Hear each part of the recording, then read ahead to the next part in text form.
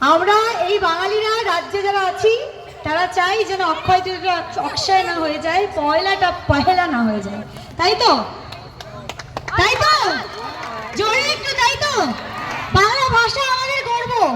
সেই বাংলা ভাষার সাথে কোনো হিন্দি আমরা চাই না। আর আমরা যারা বাংলায় কথা বলি তারা অন্য যারা পরিযায়ী অন্যান্য জায়গায় কাজ করছেন তাদের হিন্দি বলার বাংলা বলার জন্যে তাদেরকে ভাবা হবে যে তারা বাংলাদেশি। এটা তো সঠিক কথা নয়। একটা রাজ্য, সেখানে সমস্ত বাঙালি এবং হিন্দু মুসলিম বিভিন্ন রকমের জাতি রয়েছে, ধর্ম বর্ণ রয়েছে। মমতা ব্যানার্জি সবাইকে একভাবে এক সুতোয় বেঁধে রেখেছে। কখনো বলেননি আমি হিন্দু তাই আমি হিন্দুদেরকে বেশি ভালোবাসবো, আমি মুসলিমদের ধীরে দূরে সরিয়ে দেবো। কখনো একজন প্রকৃত নেত্রী বা নেতার এরকম কথা হতে পারে না। তাই আমরা যখন আমাদের সরকার গঠনের জন্য আমরা ভোট দেব তখন আমরা অবশ্যই মাথায় রাখবো যে কি করলে আমরা আমাদের মর্যাদা, আমাদের শান্তি, আমাদের সুরক্ষা, আমাদের উন্নয়ন বজায় রাখতে পারবো। সামনেই ভোট। আপনারা 15 বছর ধরে দেখেছেন একজন মহিলা মুখ্যমন্ত্রী 15 বছর ধরে কিভাবে আমাদেরকে এক সূত্রে বেঁধে রেখেছেন। কখনো হিন্দু মুসলিম আলাদা করে ভাবেননি, কোনো সাম্প্রদায়িক দাঙ্গা আমাদের ছিল না। আমি যদি এখানেও রামনগরও এসেছি, বিভিন্ন জায়গায় গিয়েছি, এই যে মা বোনেরা বসে আছেন কারোর মধ্যে কোনো ঝামেলা নেই, সম্প্রীতি বজায় রয়েছে। সেটা শুধুমাত্র সম্ভব হয়েছে মমতা ব্যানার্জির জন্য এবং মমতা ব্যানার্জির আশীর্বাদ ধন্য অখিলগিরি মহাশয়ের জন্য। তাই আমি এটাই চাই যে যেরকমটা যারা বললেন ওই 1 2 3 4 অখিলগিরি পঞ্চমবার, সেই রকমই হতে হবে।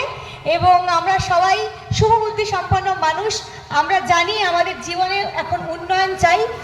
রাস্তা রয়েছে, কত ভালো ভালো রাস্তা রয়েছে। আমি এখান দিয়েও আসছি, দেখছি রাস্তাগুলো সব কি সুন্দর, কারেন্ট রাস্তা, পানীয় জল, ভূমিহীন কৃষকদের জন্য, এমনি যারা কৃষক আছেন তাদের জন্য 30,000 কোটির বাজেট, যুবশ্রী, কত কিছু আমরা পেয়েছি, লিস্টে লিখে শেষ করতে পারবো না। কিন্তু অপরদিকে কেউ একজন বলবেন 3,000 টাকা সেটা ভোটের পর দেব। আমাদের ডিসাইড করতে হবে আমরা কি করে ভালো থাকবো।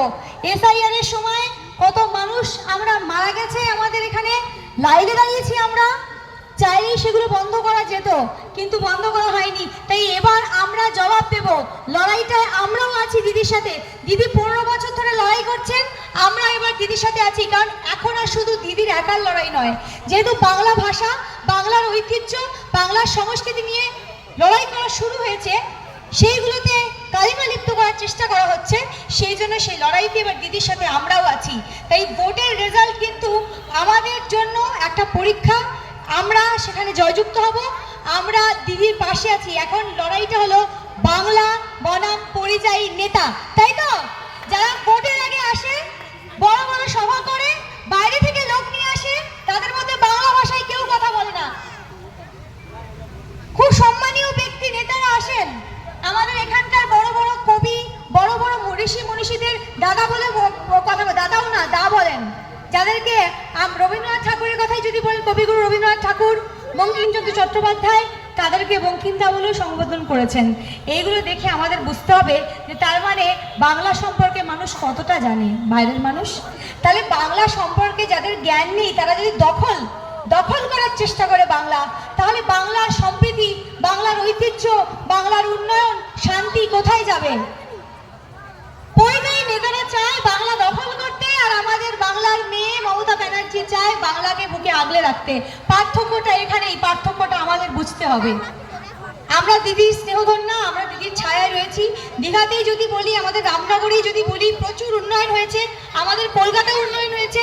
উন্নয়নের লিস্ট শেষ করতে পারবো না। সব থেকে বড় কথা এখানে মা বোনেরা বেশি রয়েছেন।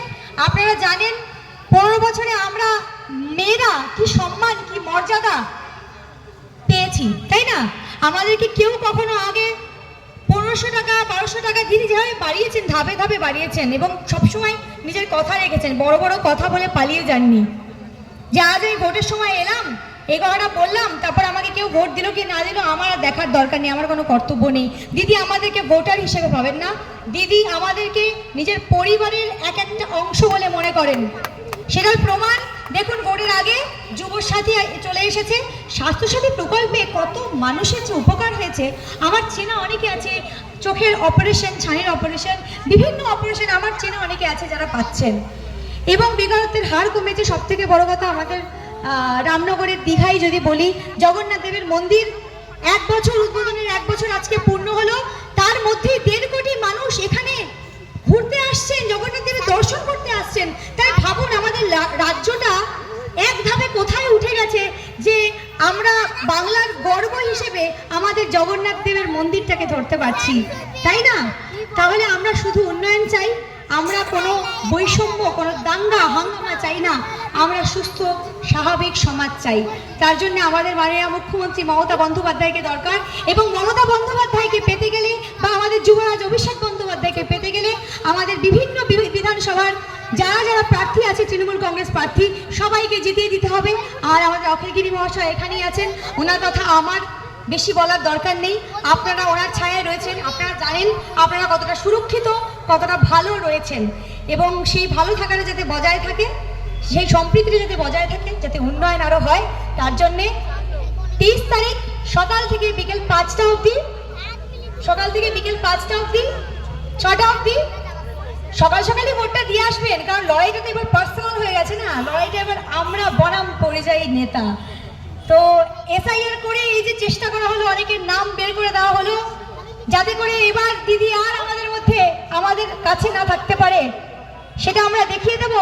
হলো এসআইআর, সব হয়ে গেল, কিন্তু আমরা দিদিকে রেখেছি, আমরা দিদিকে রেখেছি, আমরা দিদিকে রেখেছি। সবাই খুব ভালো থাকুন, সুস্থ থাকুন। ধন্যবাদ। জয় বাংলা। ধন্যবাদ।